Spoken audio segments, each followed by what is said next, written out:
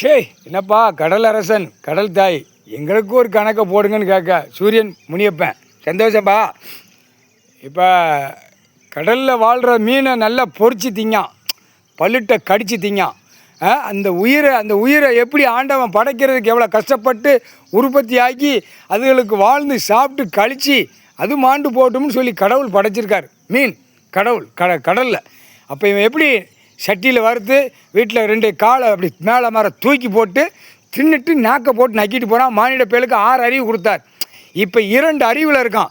இப்போ இந்த 2 அறிவில் மானிட பேலுக்கு இந்த போதையில் கடிக்க விடுதார். கடவுளால் தான்ப்பா முடியும்.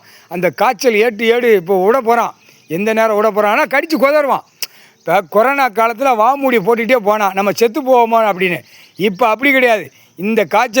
இந்த காய்ச்சல் குடி போதையில் ஒன்று, அடுத்து பணம் பேப்பரில் இருக்கானா அந்த பேப்பர் சிந்தனையில் ஒன்று, இந்த மூளையில் ஏற்றுவான், வாயில் வாசிப்பான் லட்ச கோடின்னு.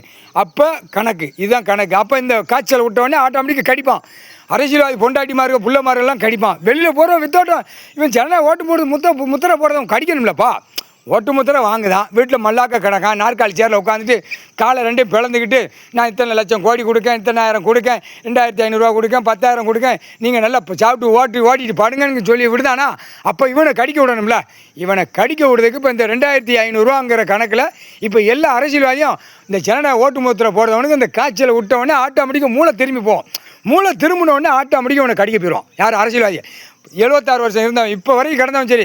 இப்போ இந்த திமுக கட்சிக்காரன் அதிமுக கட்சிக்காரன் பலவற்றை கடந்த கண்டார ஒளிமான போனால் இவன் கடிக்க போவான். சென்னை ஓட்டு முத்திரை போட்டானா 10 பேர் 15 பேர் குடிப்பான். குடிப்பதிலே அவனை மூளை திருப்பிடுவான். கடவுள் செஞ்சு விட்டானே கரெக்டாக அடிப்பான். அந்த காய்ச்சல் விட்டோன்னே நிற்பான்.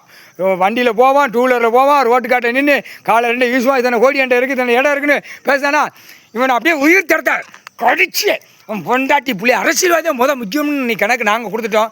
காதால் கட்டிக்கிட்டே இருப்பான். ஈஸ்வரன் மேலே உச்சியில் உட்காந்து பச்சா கட்டிக்கிட்டே இருப்பான். அப்போ இவனை கடிக்க விடணும். அப்போ சிட்டி கிராமத்தில் கடித்து குதிரையில் வாமூடி போட்டான் கொரோனா காலத்தில். உனக்கு தெரியுமா இல்லையாப்பா?